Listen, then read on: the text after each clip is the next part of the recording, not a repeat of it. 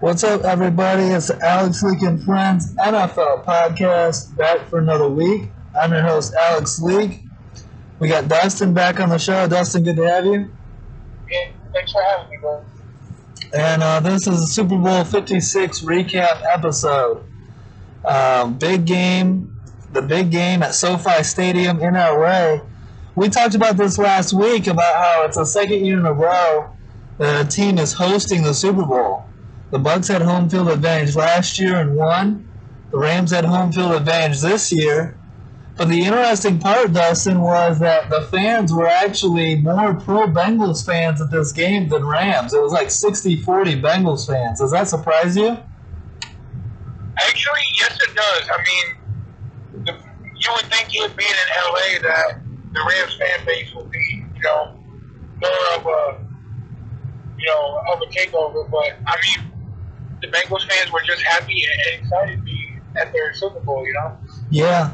And it was a lot of hype going into this game. A pretty well-played game. I picked the Bengals 27-24. You picked the Rams 31-27, I believe.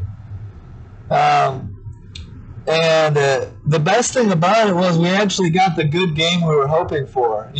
Some people were thinking that the Rams were going to blow them out, but it was actually a pretty good game. Were you happy about that? Yeah, I was. I mean, I seen the Rams score, and it was like, I believe it was 14-3 or 13-3, yeah. They followed the extra point, but at that point, I was like, "Ooh, this could get ugly." Yeah, but luckily they were able to battle back into it and make it a game. The cool part of this is it was the two youngest head coaches in the NFL: 36-year-old Sean McVay, 38-year-old Zach Taylor. So that's cool to watch, and that puts a lot of hype. I mean, you think about it, everyone talks about the McVay coaching tree, right? But honestly, McVay comes from the Shanahan coaching tree. So if you look at the Shanahan coaching tree, that's doing really well because that throws in Kyle Shanahan and McVay's coaching tree and Shanahan's guys. So that Shanahan coaching tree is really on fire right now, considering what the Niners did in the playoffs as well. I agree. So, and then the Vikings hire Rams offensive coordinator Kevin O'Connell. He's just 36 years old, a former quarterback. What do you think? Is that a good hire for the Vikings in your opinion?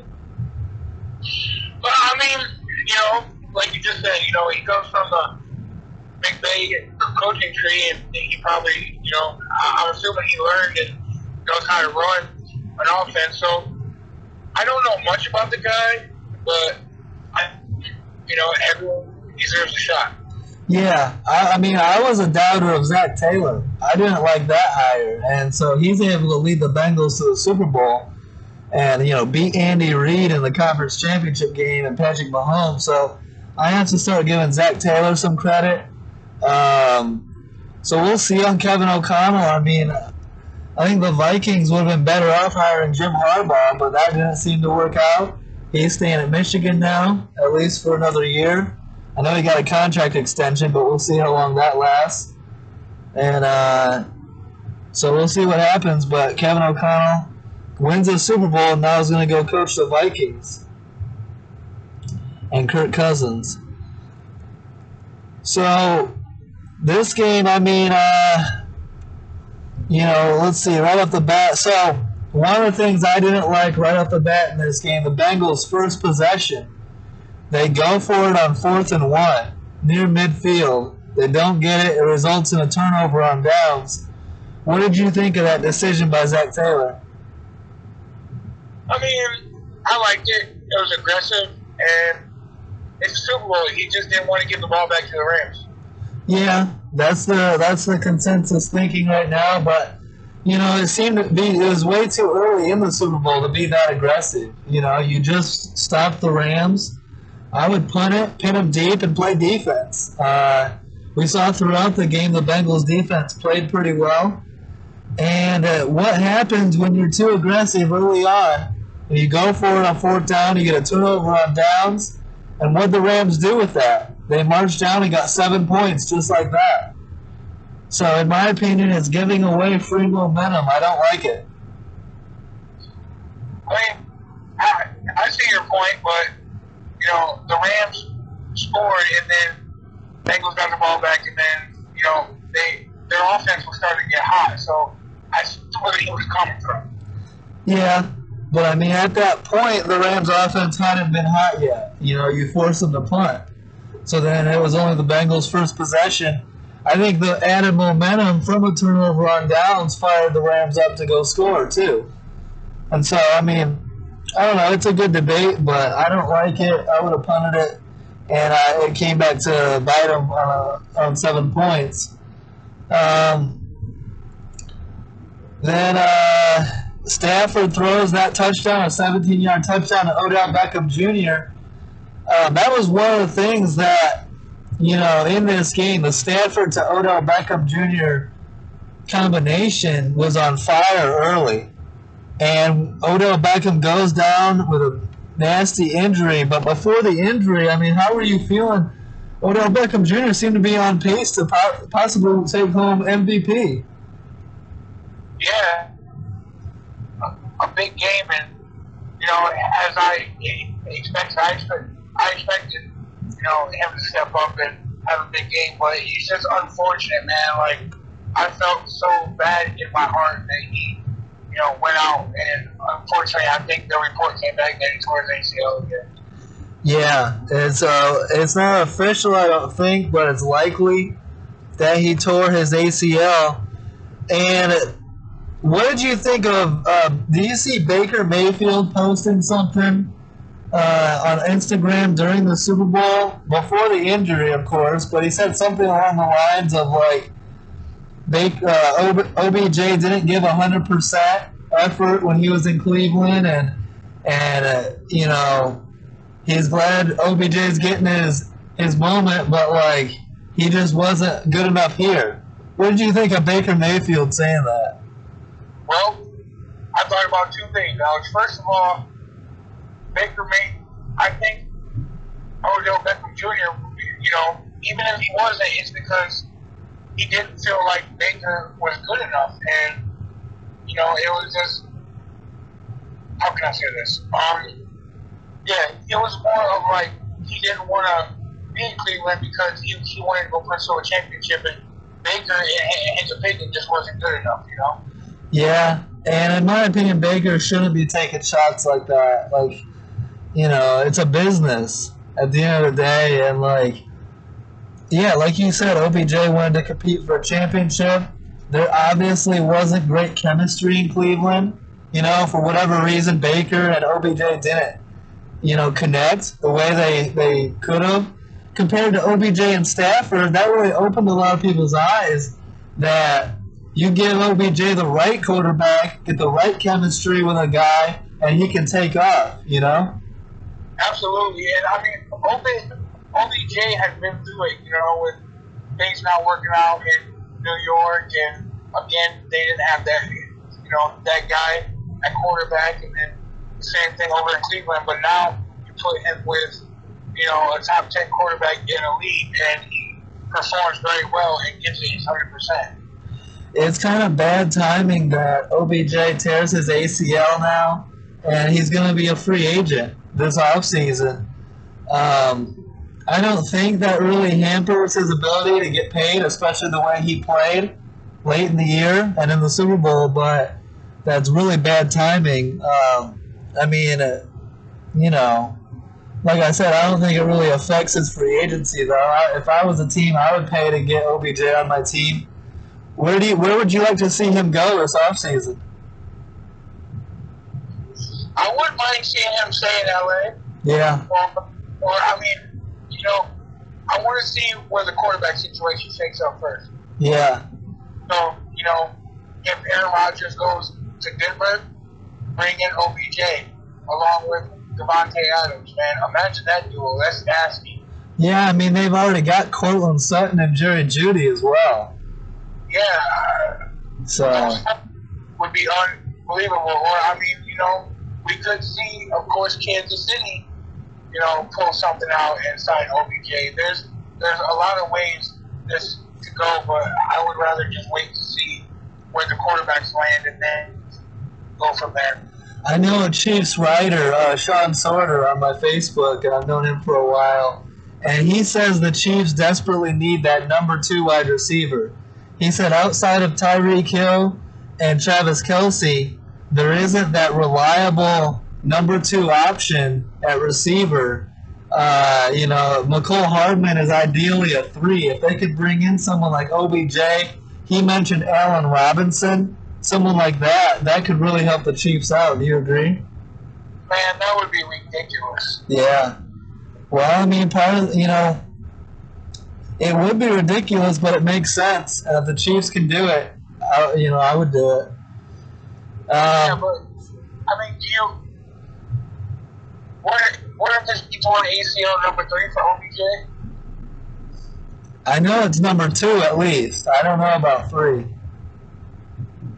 I thought he had told the boys something with Giants, and it wasn't Glenn. That I don't know. I'd have to look that up. But either way, it's not ideal. Even 2 isn't great. What do you think of the Bengals' first big splash play? Jamar Chase beats Jalen Ramsey deep for a 46-yard one-handed catch to set the Bengals up for their first score of the game. I mean, I don't think I've seen a rookie receiver come into the NFL and have this big of an impact since Randy Moss. And you could debate OBJ was great as a rookie as well. But Justin Jefferson last year was great. But Jamar Chase just seems to be the next step better. And these one-handed catches in the Super Bowl, against Jalen Ramsey too, it doesn't get any better than that. Yeah, I agree. This guy came into the league and took it by storm. And he's going to be – he had to be as talent. But, this comes down to more of Jalen Ramsey to me. He got beat a lot in his game. Yeah, you could argue one of them was that face mask. He was in pretty good position defensively on that, but he did get beat a couple times. I still think he's an A1 shutdown corner. It's just, let's give the Bengals credit too. They got some dogs at receiver. T. Higgins would be a number 1 option in a lot of spots, and Jamar Chase, we just praised him, Yeah, and I'm not disagreeing with you. I was just saying, Jalen Ramsey had his hands full because, he had on one side he had T. Higgins, and on the next he had Jamar Chase. I just thought that maybe he underperformed. A little bit, but I don't think he underperformed as much as we think. He gave up a couple big splash plays, but other than that, I don't think he gave up a lot,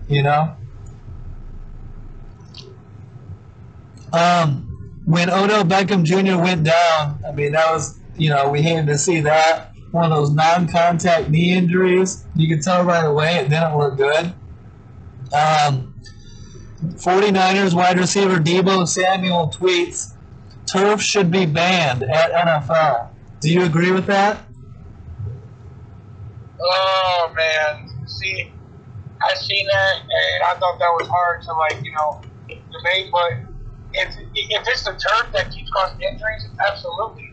Go back to the grass field, compare the ACLs that we do at grass to what you are getting down with the turf, and if it's a big difference and grass is safer, go back to grass. Yeah, I agree. Do what's best for your players. You can't have it's not good for the NFL to be losing their biggest stars to massive injuries. So I would listen to him. The Stafford throws an interception in the back of the end zone to Jesse Bates with 2 minutes to go in the first half. And inactive corner Vernon Hargraves comes running off the sideline to celebrate with his teammates after the interception and gets flagged for unsportsmanlike penalty. What the hell is Vernon Hargraves thinking, bro? Yeah, I don't know. I thought that was a knucklehead play. Absolutely. He's in shorts and a t-shirt and flip-flops. And goes running out on the field. What did he expect was going to happen? Like, I hate unsportsmanlike and taunting penalties, but I mean, he kind of asked for it on that one. Yep, I agree with you. Got to know the rules. So, 13-10 at halftime. How are you feeling at halftime? And we had a good game. Yeah, I actually thought, like, man, the Bengals are in this game, and they could come out of the half and play some dangerous football, and the Rams better, bring it. Yeah. Because, I like Joe Burrow, and I like the adjustments that they made, previously against Kansas City, and I thought he could come out and make those same adjustments that you could win this football game. Yeah, and with OBJ out, it was like all momentum was on Cincinnati's side, even though they were down 3. I agree. And the Rams did struggle when it came to being able to, spread the ball around the field with OBJ being injured. Yep, and they couldn't run the ball. Did you notice that? They couldn't run the ball at all. Yeah, and like it was, the roles were reversed because Joe Mixon started coming on in the second half. Yeah, absolutely. What did you think of the halftime show? Did you enjoy that with Snoop Dogg and Dr. Dre, Kendrick Lamar, Eminem, 50 Cent, and those guys? Bro, that brought back like childhood, man. I was like, Dre and Snoop and Eminem and 50 were just like early 2000s for me, Yeah, absolutely. There's a lot of people that were surprised that Snoop Dogg smoked weed before the show. Were you? Absolutely not. I'm not surprised. I seen on there like how some people were dashing about it. But come on now, it's a state of California. It's legal. I don't see what the problem was. I think it's like this. It's Snoop Dogg. You take Snoop anywhere, he's going to be high. He's going to smoke weed. That's what he does. That's what he's known for. Yeah, absolutely. Someone did a really good job. I think it was Colin Cowherd did a really good job of explaining it. He said, smoking weed before going out there and performing a concert, it's the same thing we do when we drink before we go do karaoke. That is a good way to put it. Yeah. So credit to Colin Cowherd on that one. So first play of the second half, it's 13-10. We got a good game. The Bengals start with the ball. First play, 75-yard bomb to T. Higgins, who beats Jalen Ramsey for a touchdown. And you're like, holy shit, here come the Bengals. That second half adjustment like you were talking about, they're bringing it. And at that point, it felt like, all Bengals. And then you see the replay, and it was an obvious face mask on, against Jalen Ramsey by T. Higgins while the ball was in the air. I can't believe nothing was called there. And that just goes back to the point of the refs were not calling anything in this game.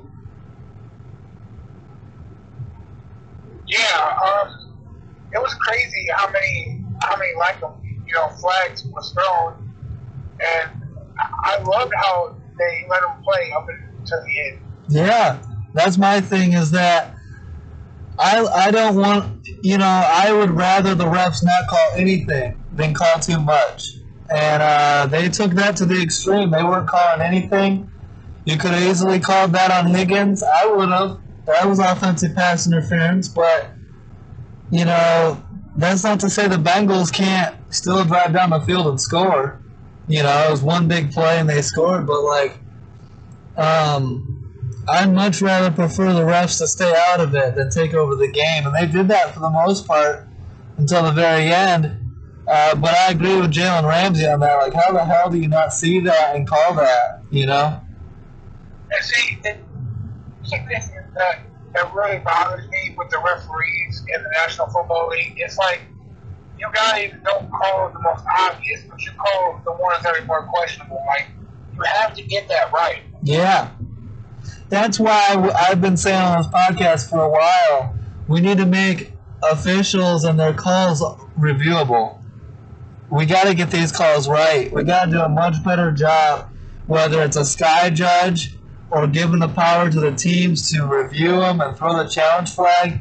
We have to get these calls right because this year more than ever, we saw so many bad calls change the outcome of games. You know what I mean? We were talking about it all season long. Yeah, I agree. But it was just, if you call that, it would have made more sense that the ending would have been, it'd been like, okay, cool. It just another situation, but you have to call that there. That was, blatant, super obvious. Yeah. It's like the entire stadium and everybody watching at home knew that was a foul except for the refs. And then, so they go up 17-13. Bengals have the lead. And the first play of the Rams' next possession, Stafford's pass goes off the hands of Ben Skowronek and is intercepted by Chidobe Awuzie. At that point, bro, all the momentum was Cincinnati's. It felt like the Bengals were going to take this thing. Yeah, and I was sitting there thinking, like, oh, well, there's that one interception that I was predicting. Well, that was the second, yeah. Oh, yeah, second. Okay, you're right. But at that point, I was like, if the Bengals can run on this, then, all the momentum is on the side, and it could have been dangerous for the Rams. Yeah. So you could tell that Aaron Donald was getting frustrated. The Bengals were doing such a good job and Joe Burrow was doing such a good job of getting the ball out quickly so that his pass rush impact was negated. And on a 3rd and 3, on a Joe Burrow escapes and runs toward the sideline, and Aaron Donald shoves him, and then they get into a big shoving match between the Bengals and Rams. I think Aaron Donald used that to fuel him. And you see that with these superstar players that have the ability to go to the next level. Oftentimes they look for that edge. They look to get fired up. They try to do something or take offense to something or get shoved and get heated and get fired up. And then it's like their play elevates. You know what I mean? And I feel like Aaron Donald did that there. And we saw his game really take a step up the rest of the game. Absolutely. And he played very well in the second half. And, credit to Joe Burrow. I mean, you get sacked 9 times and you only lose this game by 3 points. Yeah. That right there tells you the type of talent that the kid has. Yep. With the way that Aaron Donald played, did you believe that he should have gotten a Super Bowl MVP, or it been close between him and Cooper Kupp? It was close, and I mean, obviously it's usually always going to go to the offensive player most of the time. I mean, I know we see Von Miller win it before, but Cooper Kupp stepped up when it mattered and had obviously better stats. So I think it was fair, but it definitely could have went both ways. Yeah, as far as impact goes, absolutely. So the Bengals get 3 points on that drive, take a 20-13 lead. Rams are able to make it 20-16. How about that Joe Mixon touchdown pass? Did you see that? That was pretty cool to see Joe Mixon throw a touchdown pass in the game. Absolutely. Great pass. Good catch. I mean, it was just a smart play. Kudos to Zach Taylor for, taking out Sean McVay in that defense. Yeah. Yeah, it was an excellent play call, excellent situational play call, and it worked out. The Rams tried it with Cooper Kupp to Matthew Stafford, but it was incomplete. And that set up the field goal. And then, so the score is 20-16. And both defenses were dominating in the second half. It was a punt fest from midway through the third quarter until the last Rams drive. What were you thinking late in that second half as neither offense could get going? I mean, I'm a defensive guy, so I was enjoying it. I was like, here we go again. We're going to get another game that's going to come down to either Matt Gay or Evan McPherson, Yeah. and whoever had the ball last, I felt at the time was going to be the one to kick the field goal for the win. Yeah, it was a great back and forth. A big 3rd and 9, a big drop by Tyler Boyd. His first drop of the season came at late in the 4th quarter of the Super Bowl. He was kind of looking upfield before he fully caught it. Before the hit came, and that turned out to be a pretty big drop by him. Yeah, that's obviously number one. When you're a receiver, you should know to secure the catch before you look upfield. Yep. So that's disappointing for him. And then, we get down that final drive. The Rams are moving the ball down the field, but they're down 4 points. And that's the big thing. It's like that botched hold on the extra point earlier in the game was playing a big role late. And they couldn't kick a field goal. They had to get the touchdown. And so the way the Bengals defense was playing throughout the game, I was feeling pretty confident. No OBJ, no Tyler Higbee. Van Jefferson and Skowronek weren't doing much. The best receiving option besides Cooper Kupp was like Darrell Henderson. So it seemed like the Bengals had it in the bag. And even though the Rams were moving, it was like they have to score a touchdown here, and I trust the defense. And then on 3rd and 9, or 3rd and 8, in the red zone, Stafford pass to Cooper Kupp is knocked down by Logan Wilson, and suddenly here comes a flag. And after the officiating all game long, not throwing flags, I couldn't believe it, bro. I was like, now, of all times, now we're going to throw the flag? What do you think on that? Yeah, it was obviously that it clearly was not a hold because, I think also by rule, can't you have contact within the first 5 yards? Absolutely. And that's where the contact occurred, was in the first 5 yards. And after that, it was just a great play that unfortunately got negated by a flag they should have been thrown. Yeah, and there was some back and forth with some different people I talked to who said, well, that was a hold, but it was a ticky-tack hold. And so today, when I rewatched the Super Bowl, I recorded that clip of that play, and you can see it clear as day. There is no hold. I challenge anybody to pull that clip and show me where the hold is, because it's not there. It's not a ticky-tack call. It's not a, pass interference. It's a phantom call on 3rd and 8 with the game on the line. Bro, we cannot have this. This is one of the worst calls that I've ever seen, man. You also notice, Alex, like the Bengals had a couple plays in the red zone where I believe it was T. Higgins that actually had his jersey grabbed by Jalen Ramsey. Yep. That was in the first quarter. Yep. And so I recorded that too. And it was interesting because Chris Collinsworth, who's calling the game, sees that hold, and he's like, oh, yeah, there's a little hold there. He's like, but this is the Super Bowl. And, they're not going to call ticky-tack calls in the Super Bowl. We're going to let them play. And Al Michaels is like, exactly, don't call that. And I'm fine with that. I don't want to see ticky-tack calls. There was a little hold by Jalen Ramsey on T. Higgins in the first quarter in the red zone, but I was cool with it. Let it go. Let the players fight for it. I don't want the officials deciding this game. And then for them, so you think about, imagine if they had called that on T. Higgins down there in the first quarter. Instead of settling for a field goal, it would have been an automatic 1st and goal. That's how impactful these calls are. And now with the game on the line, it would have been 4th and 8. And the Rams have to have a touchdown with a minute and 20 left. And they bail out the offense and throw that defensive holding call and give them automatic 1st and goal.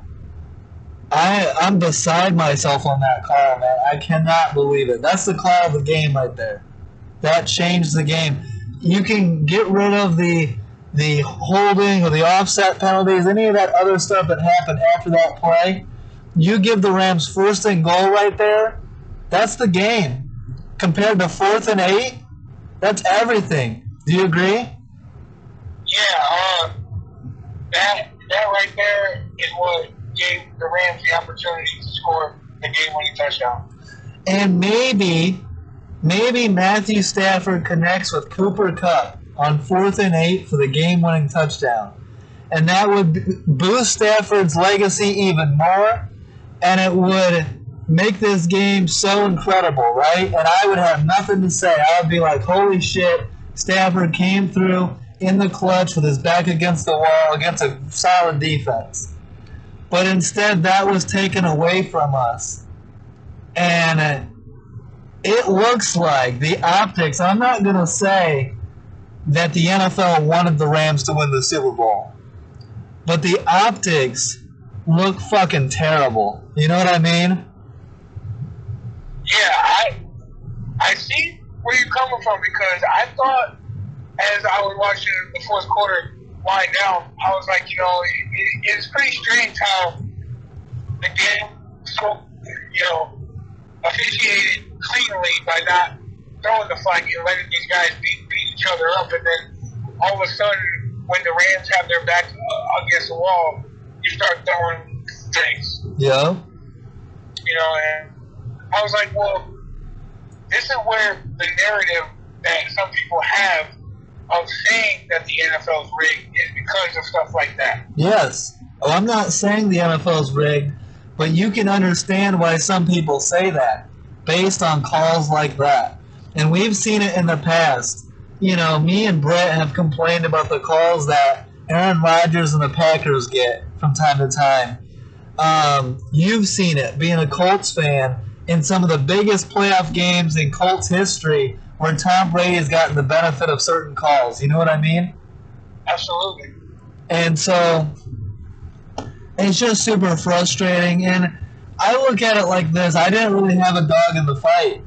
But for a Bengals franchise in a city like Cincinnati, who doesn't get to this situation very often at all, and the last 2 times they've been there, they lose to, arguably the greatest quarterback of all time, Joe Montana.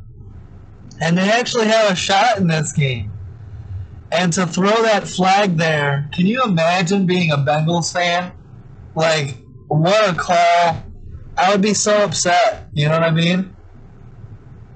Yeah, I mean, how do you think Wilson felt? That guy played his ass off in this game. Yes. Logan Wilson played the game of his life. He was on fire. And that was like a dagger to the heart by saying, wow, I played my butt off, and this is how they, repay me. And it was just, it was an unnecessary call that probably ruined the Bengals' chance at winning the Super Bowl. Yeah, and it's disheartening because the rules are already so offensive biased, so they favor the offense so much that you can't touch these elite wide receivers, and everything, that's a big complaint in the NFL is that it's so slanted towards the offense.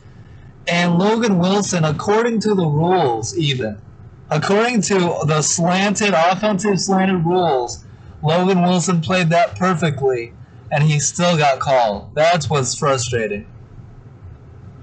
Yep, I agree. Yep. But the Rams come through. I mean, they still had to score. Stafford throws a 1-yard touchdown pass to Cooper Kupp, and the Rams go up 23-20. So Stafford and Cooper Kupp come through, and make the game-winning play. And then the Rams defense, who really turned it on in the second half, that pass rush, the Bengals just couldn't block them. And they really closed the door on this game. And there's one shot where Jamar Chase seems to have Jalen Ramsey beat deep on that 4th down play. But Aaron Donald and the D line gets to Joe Burrow and he doesn't have a time to get the ball out there. How crazy would have that been if they could have just blocked for like another second? Yeah, I think that would have been one of the greatest Super Bowl endings of all time. Yeah, but I mean, yeah. So I have two things. Yeah. One, I still want to give credit to the Bengals again, bro. I mean, like nobody had them in this game. Nobody had them in the Super Bowl. Nobody had them in the playoffs. Kudos to that coaching staff, to their players. Yeah. Congratulations, Bengals. After going 4-12, you guys come and have a run to the Super Bowl. Secondly, man, Joe Burrow's going to be a dog. Yes, he is. And imagine this. Imagine we go into the draft and in free agency, the Bengals know what their biggest problem is. Offensive line. Imagine if they bring in 2 or 3 guys and beef up that O-line, how good this team can be next year. Oh, man. If they can get an offensive line, man, they could definitely have a chance to, return to the Super Bowl. Yep. And some underrated acquisitions, bringing in guys like Trey Hendrickson and Von Bell and is that DJ Reader and BJ Hill and guys like that who really stepped up for Cincinnati. Some under-the-radar guys that really played well. Yeah, and they played well, but again, it goes back to the coaching, the defensive coordinator putting them in the position to be successful. Yep. I didn't know too much about Lou Anarumo before this playoff run, but he's gained a lot of respect in my mind, absolutely. So, Rams win Super Bowl 56, 23-20. Stafford gets his elusive championship ring. I mean, I doubted it. I didn't think he could get it done, but he proved us all wrong. And that defense was really so great. Cooper Kupp was so great. In your opinion, is Matthew Stafford a Hall of Famer based on getting this elusive championship? I mean, absolutely. You would have to let him. That's still yet to be determined because he's still got a few years left under his belt. But absolutely, he's a Hall of Famer. I mean, he has the stats to show. Just because Detroit wasn't that great of an organization doesn't mean Matthew Stafford wasn't great. I want to see these next 3 to 4 years. I want to see the rest of Stafford's career before I say Hall of Famer. I mean, if he can get another championship, if he can get 2, for most of us didn't believe 1 was possible with Stafford.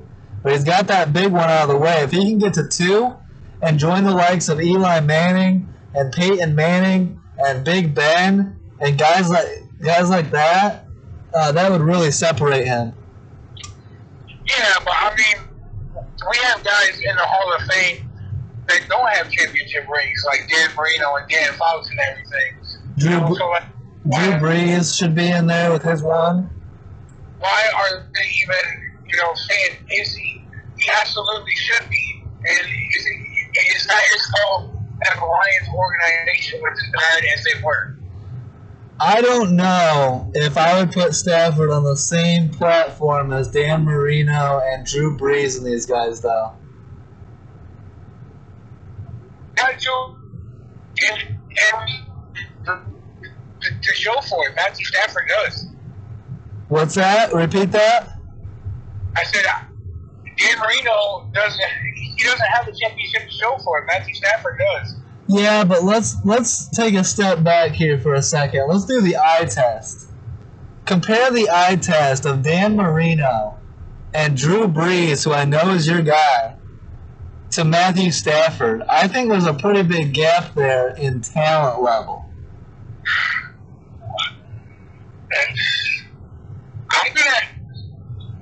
The talent level between Brees and Stafford, I completely agree 100%. And Dan Marino, I mean, I know he was a long time ago, but Dan Marino was very damn good. Okay, but you put Dan Marino in this era, and he's a legend, bro. And he already is a legend. Absolutely, but hear me out. It's in my opinion, just like sports these days, Alex, it's about championship rings. Absolutely. You can't.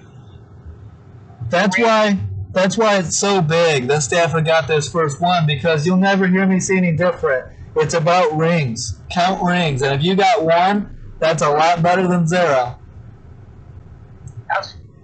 And that right there is what, in my opinion, at least put one foot in the Hall of Fame. Yeah, I agree with that. And I want to see what he can do the rest of his career. If, how well of a job he can do keeping the Rams contenders, keeping them fighting for championship rings, maybe get them back to another Super Bowl, and to get 2 feet in. I agree. He's got 1 foot in. I want to see if he can get both feet in. You know what I mean? Yep, absolutely. And I believe he will, because, even in Detroit, he had a couple 5,000-yard seasons, and that's hard to do playing for a franchise like that. Yeah. And I'm going to remain a doubter, too. Because I'm going to go back and I'm going to say stuff like, Tom Brady should have beat that Rams team if they didn't blow a defensive assignment. And Jaquiski Tart should have picked Stafford off, and that would have been the game. And Logan Wilson didn't hold, and the Bengals should have beat the Rams. I got those excuses ready to go. Yeah, but that's football, bro. Yeah. Never caught that ball. Yeah. Man never played or made a play as great as he did against the Patriots. That's Julian Edelman never should have caught that ball. That's football, man. Yeah, the minor little details that come down to determining the differences in NFL history and Hall of Fame careers. Absolutely, and I want to say one more thing. I absolutely love the emotion from Aaron Donald at the end of the game. Yeah. That right there shows passion and love for the game. The guy wanted it. Again, when Kevin Garnett won his first championship. Yeah. It shows how much championships actually mean to these guys. And for any fan that's going to sit back and say, championships don't matter, it's a team award, just look at the reaction of these star players and all these players when they finally win one. One last thing. So, question for you. I've been hearing that you said that Aaron Donald is the defender of all. What is your opinion on that? I was going to ask you that. So let me ask you this, and I'll get to that, my take on it. Is Aaron Donald, in your opinion, the best defender you've ever seen? Oh, I have to disagree with that statement. Yeah. Because I've seen guys like Ed Reed and Wesley Lewis and Julius Peppers and Dwight Rainey. The list can keep on going. Troy Polamalu. Yeah. Like that, and to be able, Aaron Donald was great. I think it's still too early. Yes, it's recency bias in my opinion. To me, no doubt the best defensive player of all time, that's going to remain Lawrence Taylor's for forever probably. Really? Yes, Lawrence Taylor is the nastiest, meanest, most versatile defender of all time. Game changer. He is. Lewis? Ray Lewis is top 5. But Lawrence Taylor, in my opinion, is the best. Second place, in my opinion, Reggie White. Yeah, that is a name that I did not mention, and I'm sorry about that. Yeah, the Minister of Defense. Whether on the Eagles or the Packers, an absolute monster. You see those highlights.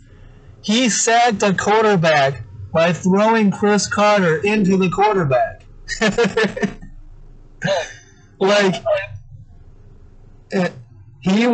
It doesn't get any more insane than Reggie White. That, in 2018, when we saw the best out of Khalil Mack, when he was throwing offensive linemen off of him, Reggie White did that on a regular basis for like his entire career.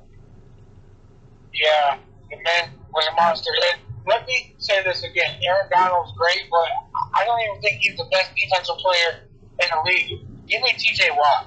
Wow. I might have. I mean, that's debatable. I might have to push back on that, but I like T.J. Watt a lot as well, and he deserves his respect too. And dude, how about prime J.J. Watt? Yeah, yep, prime J.J. Watt, and I mean even Jared Allen. Yeah, Jared Allen was a monster. I know Josh isn't going to like that because Josh hated Jared Allen. But, I mean, Josh would throw Clay Matthews into this conversation. Yep. Clay Matthews. How do you feel about when I said Julius Peppers? I love Julius Peppers, one of my favorite defenders of all time. And you were right on the money bringing up names like Troy Polamalu and Ed Reed. And Ray Lewis is absolutely, if not, top 5, like top 3. Another name that's before our time is Deacon Jones, former Ram, who was an absolute monster. How can we forget a name like Dick Butkus? Yeah, there's just so many, great defensive players, but that is a hard thing to pick as who is a great defensive player ever. Yeah, and so the reason it's a conversation right now is because Dan Orlovsky got on ESPN and pronounced everything that happened in the Super Bowl to be the greatest thing ever. He went nuts on Matthew Stafford, and he went nuts on Aaron Donald, and he went nuts on Cooper Kupp.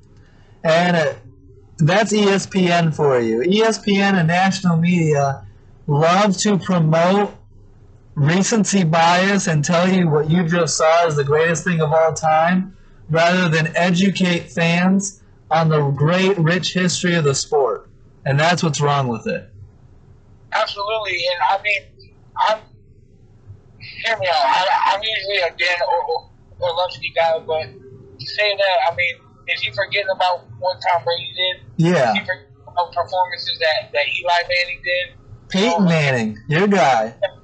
Peyton Manning, there's plenty of people, Russell Wilson, in their first Super Bowl win, he had a great performance, The defenses, the Legion of Boom, all them guys, like, you can't say that this one game was everything of the greatest of all time in the Super Bowl. Yep. That's just ESPN. I don't think Dan Orlovsky even believes that. That's just ESPN telling him what to do and what to say. And that's why you're better off listening to guys like us who are going to tell you the truth instead of, telling you what our network, leaders want us to say. Real quick on Cooper Kupp. I mean, unguardable all season long. One of the best seasons for a wide receiver in NFL history, statistically.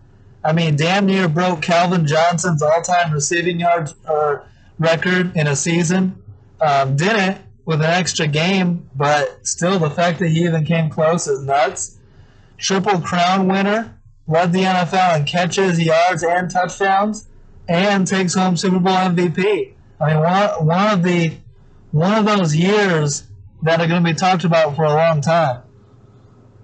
Absolutely, and I think Cooper Kupp is just going to continue to play like that. As long as he has a quarterback who can give the ball, he's going to play well. Yeah. And this just goes to show you what winning a championship does for your resume. Do you remember all the negative publicity Sean McVay got for only scoring 3 points in the Super Bowl against Bill Belichick and the Patriots? Absolutely. I can never forget that. And now he becomes the youngest coach in NFL history to win the Super Bowl at age 36. The narrative on him changes that quick. Yeah, because, like I've said before, it's all about championships. That's why you play the game. That's why you show up every day. You wouldn't be in the NFL if it wasn't the opportunity to win championships. Obviously, you get paid good money, but the the ending goal for every single player should be to win a championship. Absolutely. Couldn't have said it better myself. You don't see, when people put up their fingers and say 1 or 2 or 3 or 4, they're not talking about regular season MVPs, are they? Real quick, some new hires. Raiders hire Patrick Graham as defensive coordinator, former Giants DC, to go with Josh McDaniels. How do you feel about the direction the Raiders are going? Josh McDaniels, now Patrick Graham, and some interest in possibly trying to, I know they're going to be high on trying to recruit Devontae Adams to Vegas. Yeah, I mean, I thought that they could have done better with the head coaching hire. Yeah. I thought that there was better options. I mean, I know Josh McDaniels comes from, obviously the Belichick tree, but, I would have liked Eric Bieniemy or somebody else who, can try to have their first shot at being a head coach. But well, I agree. I mean, there was a lot of talk about Jim Harbaugh, and if the Raiders had hired Jim Harbaugh, we'd be talking very highly about the Raiders next year. Yeah. He has the New York problem was never their defense, so I think that is a pretty good hire, in my opinion. Yeah. They just always like offense and scoring points. Yeah, I like Patrick Graham. The big question is Josh McDaniels. He struggled when he was the head coach last time with the Denver Broncos. Now he's back in the same division. I think he'll do better this time, but we'll see. And we'll see if he's gotten better after a couple of years out, as a coordinator. Yeah, thanks for leaving us hanging. Yeah, he almost was your guys' coach. Speaking of the Colts, you lose defensive coordinator Matt Eberflus to the Bears, but you hire former Chargers and Raiders defensive coordinator Gus Bradley. Do you like that move? Actually, believe it or not, I did not even hear about that. Where Gus Bradley? Yeah, that's something that came across the ticker when I was watching the Senior Bowl. Let me look that up just to confirm, but yeah. Well, because he has former head coaching experience. Those teams in NFC South or AFC. Yeah. You're breaking up a little bit. Can you hear me better? Yeah. He's been. Yeah, Gus Bradley is officially the Colts defensive coordinator. So I like it too. I think it's a good hire. Honestly, I think he's a better DC than Eberflus. Oh, absolutely. Flus used to always like irritate me as a Colts fan. It's like 3rd and 7, and you need to get off the field, but you're playing soft zone defense and not bringing no pressure. It's like you have to bring pressure. Yeah. Against these elite quarterbacks. That's how you beat them. Yeah. Well, I can't wait to see that in Chicago then. Vikings hire Ed Donatell as defensive coordinator from a Broncos DC. I like that. He's a veteran, so you bring him in as the veteran coach with rookie head coach Kevin O'Connell. So I think the Vikings are going to be, we'll see on Kevin O'Connell, but I expect the Vikings to be better. I think Mike Zimmer had kind of worn out his welcome there.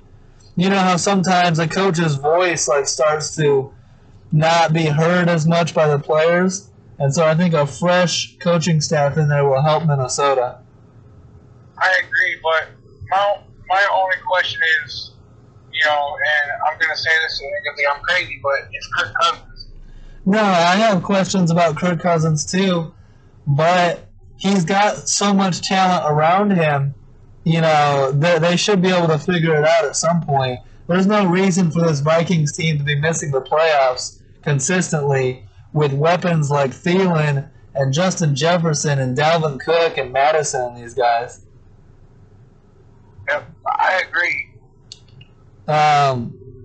Bears hire Alan Williams as defensive coordinator, former Vikings defensive coordinator, and Lions and Colts defensive backs coach.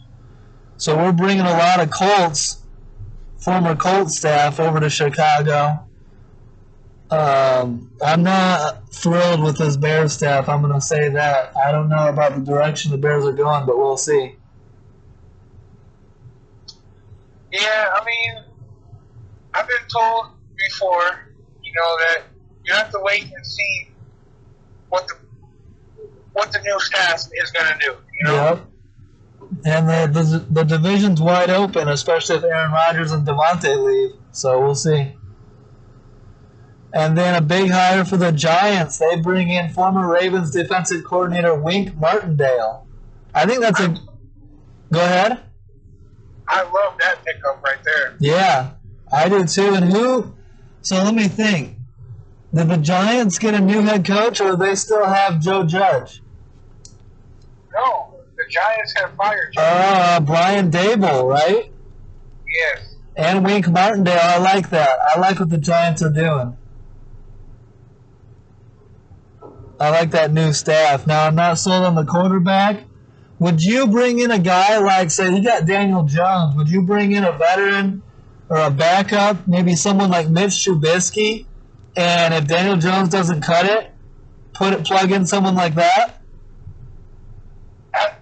Absolutely. In my opinion, the best method to try to get the best out of a quarterback is scare him with the tactic of there's a real quarterback.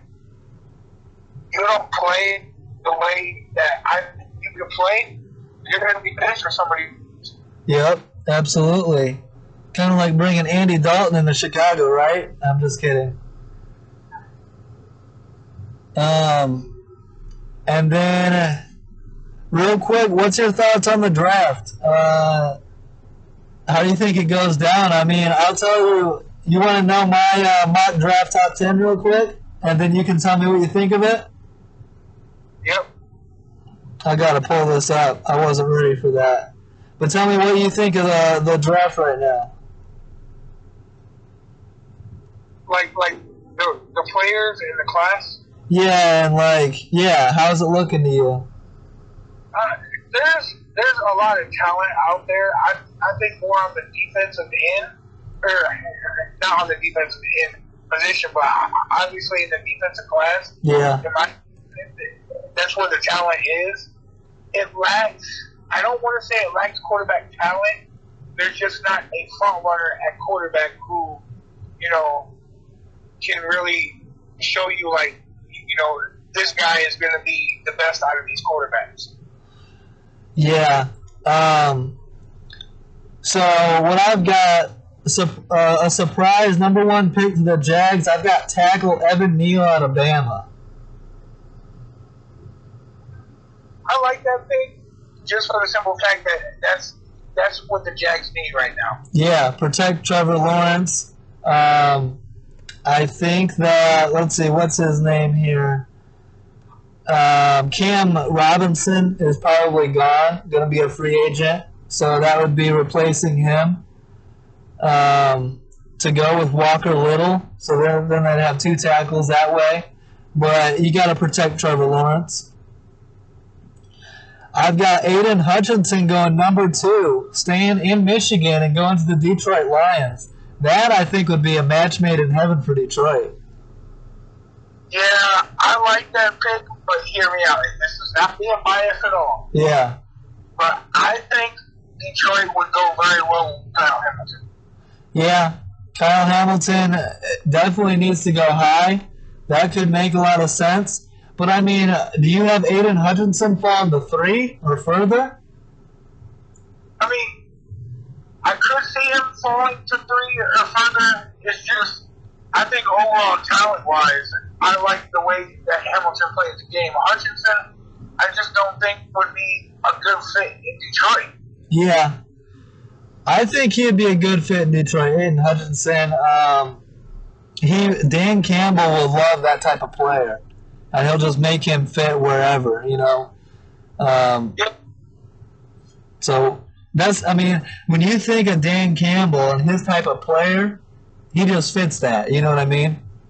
Oh yeah, Dan Campbell brings energy. Yep. Now at 3, I got the Texans taking Kayvon Thibodeau out of Oregon. Now there's a chance Thibodeau might drop a little bit further, but if I'm the Texans, I could go either Thibodeau or Kyle Hamilton here real easily. Yeah,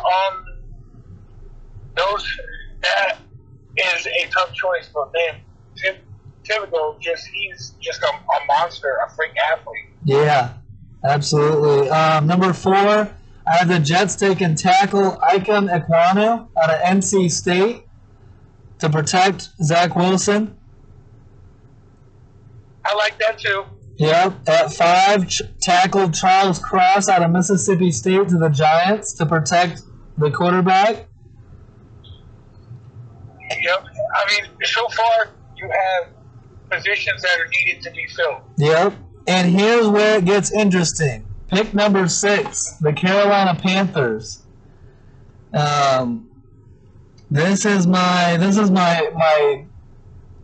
pick of the draft. This is the one that I'm excited about. It's very early in the draft process. On a lot of draft boards, a lot of people don't have him going this high. This is where I have quarterback Malik Willis going to the Carolina Panthers as the first quarterback taken. You're stuck paying Sam Darnold $18.8 million. So bring in a young project quarterback with a lot of bright future and sit him behind Darnold for like half a season, if not longer, and then bring him along slowly. I like Malik Willis going, top 10.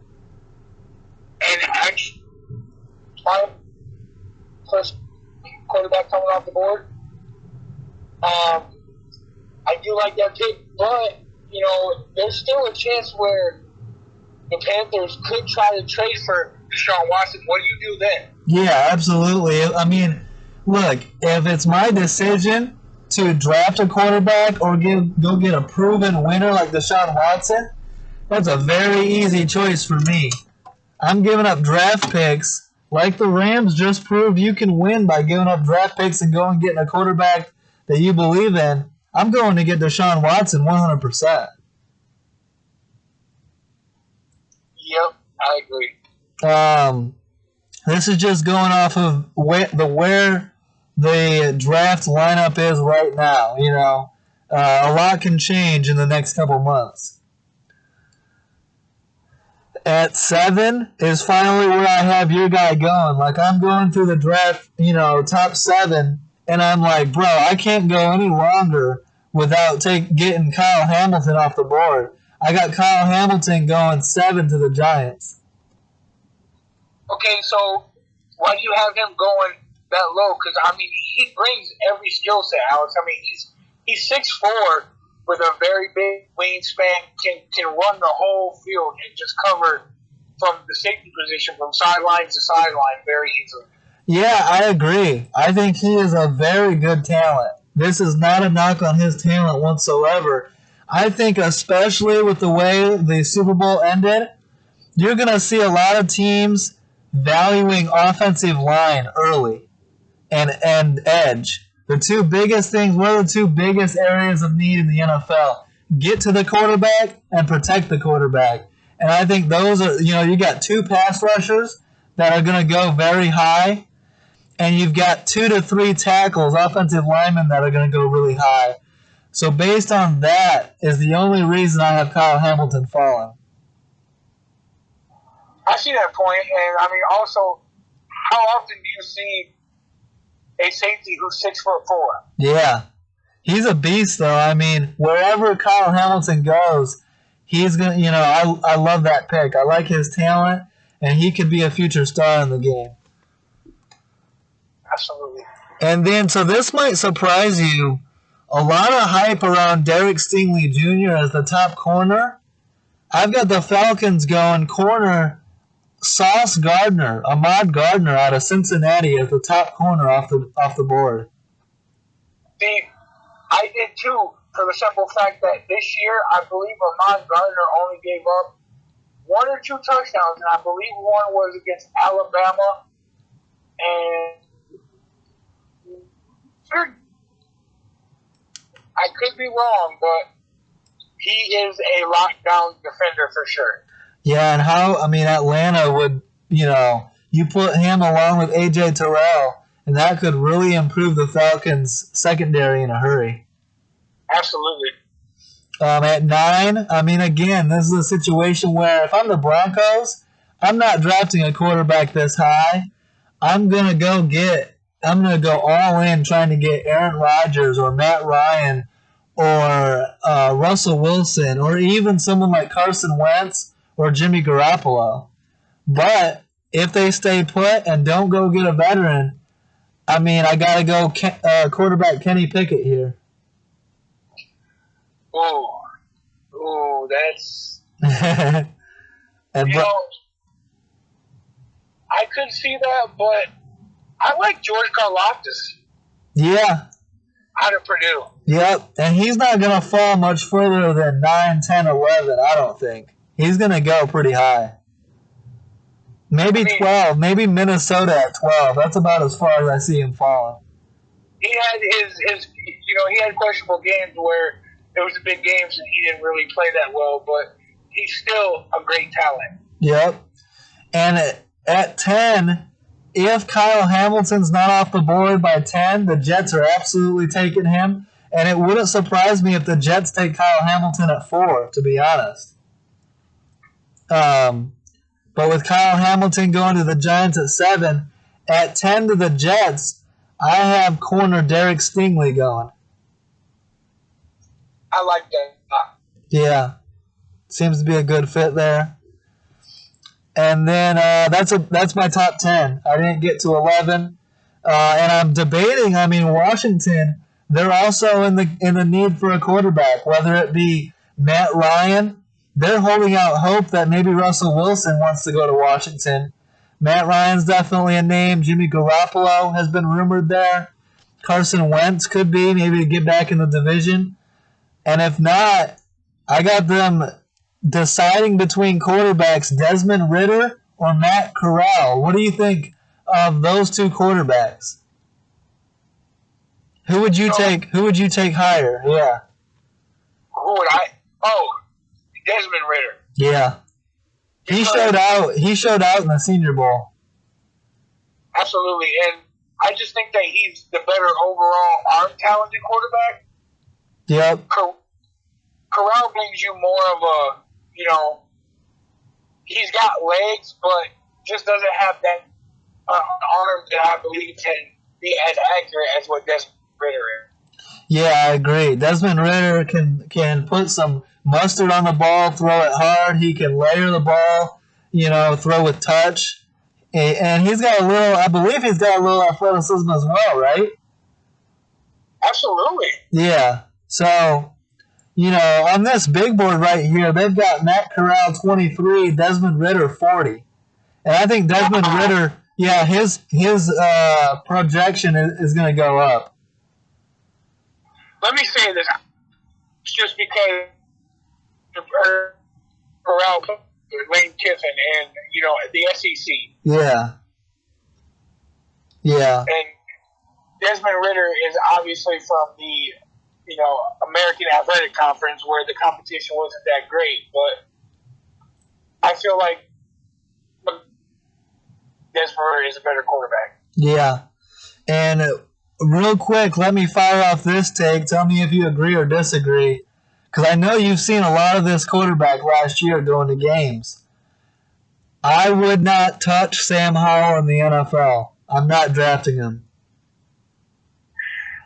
See, that's a hard situation here, Alex. Because Sam Howell does have NFL talent. Yeah. It's just he doesn't make the best decisions.